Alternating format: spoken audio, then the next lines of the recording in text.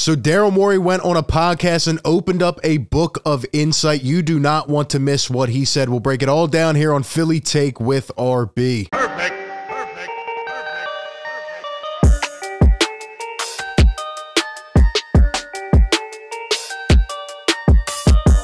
What is going on, everyone? RB here. Welcome into the show. Hit the like button if you enjoy these videos. Subscribe by hitting that red button down below and hit that bell so you don't miss any of the upcoming content. Just as a reminder, we are live back tomorrow night. Sixers, Grizzlies, TNT. Can't wait to see how this team comes out post All-Star break. Going to be an interesting stretch. Let's see if the team can stay par. All the other ways to support me are down below in the description. If you want to support me, this show, thank you all for constantly listening and tuning in. Today, we are back with a special one. Not any game stuff, but rather a podcast. Daryl Morey went on the Rights to Ricky Sanchez podcast as he usually does every year. And man, did he open up. I'm talking an hour and a half. I listened to the whole episode earlier, but obviously don't want to have you here for 24 hours. So we will be breaking down the biggest highlights, the main points, and everything you need to know. He did answer the tough questions, and I want to talk about the answers that he gave. But before we get right into it, shout out to the sponsor here of today's show, Aura. Aura is a leading provider in digital safety and fraud protection. Now, I know every single listener out there right now has had some kind of encounter with, fraud or data hacking or somebody trying to steal your information or steal your profile, your identity, whatever it may be. Those are all issues Aura aims to prevent. Aura is an easy-to-use app that includes everything you need to stay safe online by protecting you from scammers and data hackers on the internet. They fight back against all of those annoying websites, all those spammers that try to take your personal info and make it public, and they alert you if any of your information is found. For instance, I use Aura myself. I get emails, every now and then, every couple of days, actually, just saying, somebody tried to steal your info. Somebody tried to use your info here, and they request that they take it down. It's very helpful. They give you near real-time alerts on suspicious credit inquiries and even provide a VPN where you can scroll online safely and anonymously. They even have a password manager to help you manage all your credentials. So all of these great features will help you protect your online safety. Go down to the description, click the link, aura.com/PhillyTake, and receive a 2-week free trial of all of their services. Link down in the description. All right, let's get into it, man. So Daryl Morey on the Rights to Ricky Sanchez podcast, and we're just going to jump right into it. He was asked about the backup center. That has been a big topic of discussion here on the show as of late. Post-trade deadline, why didn't Daryl do anything? Obviously, the fan base wanted him to do something, but at the same time, the Sixers didn't have a lot of resources. But here's what he had to say about that and about how comfortable he is right now with the current depth at the backup center position. The centers were a little bit hard to obtain relative to, look, we're trying to win the championship, both, our odds this year, and I have to keep an eye on the future, and what we give up matters as well. So it's always like judging the upside versus the downside of any move. I'll say we feel comfortable with PJ and Paul Reed and Dedmon as our. Stop it right there, man. So couple things stick out to me. He actually went on to talk about, how teams were acquiring role players for 2nd-round picks, 5 second-round picks, and that's what we said during our trade deadline show. Like, there was just no way anything was going to happen if that's the type of value that teams were expecting. But if you listen carefully, he says that right now the Sixers are comfortable with PJ Tucker, Paul Reed, and Dwayne Dedmon as the backup centers. Notice, and it's very interesting, that he did not mention Montrezl Harrell. So sometimes it's very telling, but just by these little things. I mean, he didn't mention Trez. Is the Trez experiment over? Is it done with? Is he gone? Will he eventually get waived? Who knows? But right now, Daryl Morey says that this team is comfortable where they're at. And I'm telling you right now, from listening to this entire episode, there's no more moves coming, ladies and gentlemen. This is the roster. So how comfortable are you with this Sixers roster going into the playoffs? This is it. I talked about free agents on the buyout market. The buyout deadline's coming up. Well, from what Daryl Morey said in this episode, it doesn't seem like the Sixers are doing anything else, and they seem to be comfortable with this backup center depth. Hopefully, it'll be Paul Reed to get more consistent minutes and get a chance and all that stuff like he did down the stretch of last year. But anyway, moving on, And this was my favorite part of the episode.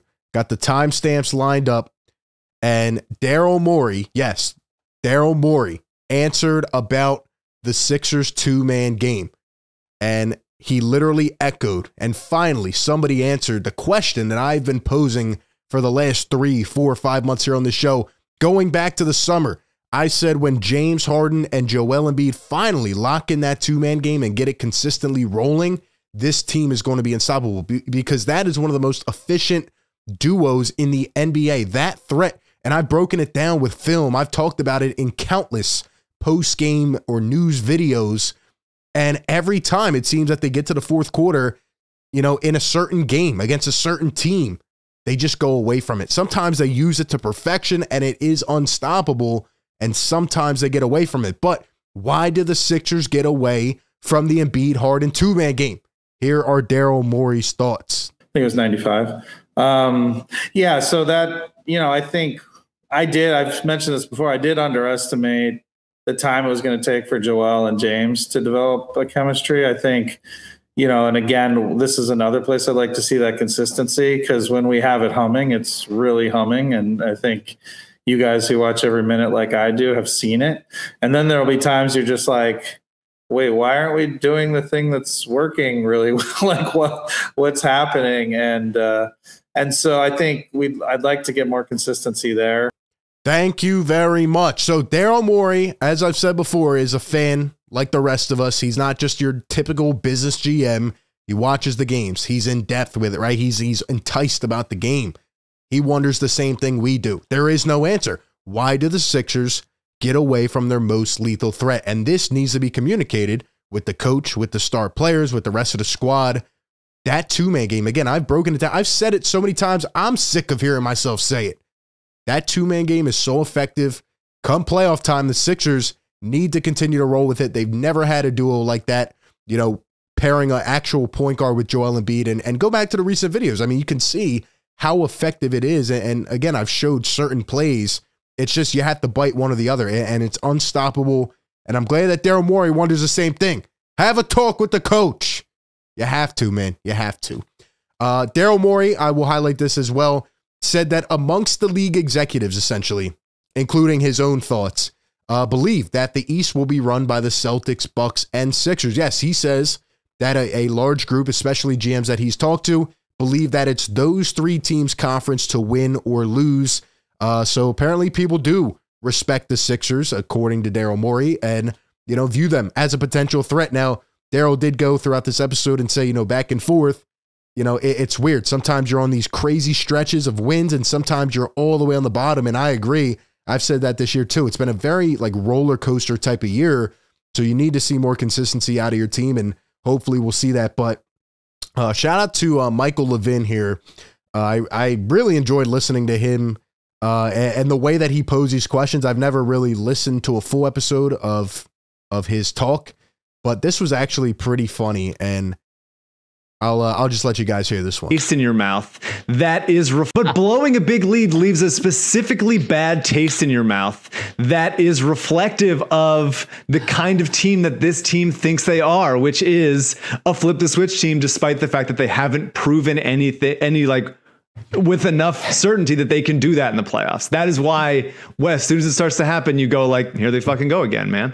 And I know you fucking think the same thing, Daryl. I'm just saying it's a. I'm pointing at. Oh, that was great, man. He said you put him on blast. He said, yo, like, yeah, I'm happy when the team wins. And this is the expressions. These are the opinions that a lot of people here on this show feel. You know, they're happy when they win, but do they have to blow a 27-point lead to win by 3? Did they have to make it so close against the Cavs before the All-Star break? Did they really have to let that team come back in after having like 37 in the first half? No. And that's where that mindset, that toughness needs to kick in. So I thought that was very funny. The last thing we'll talk about and highlight here are Daryl Morey's thoughts on PJ Tucker. Obviously been a huge, you know, topic of conversation, and maybe we'll do another stream eventually and kind of react to this whole episode. But just wanted to get the main thoughts across. Here's what Daryl Morey thinks about the guy that he tampered with to get in the offseason that eventually cost the Sixers a couple draft picks? The biggest thing is we want him to stay aggressive on offense, especially when he's open from the perimeter. I had actually never seen him take a dial. He dialed that back early. He's been better for, I don't know, a good while. But that was early. So if we're talking about things that were a little bit behind what at least I personally hoped for, defensively, he's in range of what we thought. Especially against some of the key players he's had to go against this year. I think, too, like one thing that hurts him in the eyes of fans is he is almost always taking the hardest matchup when he's out there. So Daryl Morey doesn't think there is any problem with PJ Tucker. He believes that he'll be fine and hopefully step up in the playoffs as he has done with previous teams in previous years. So, PJ is not going anywhere. He is here to stay.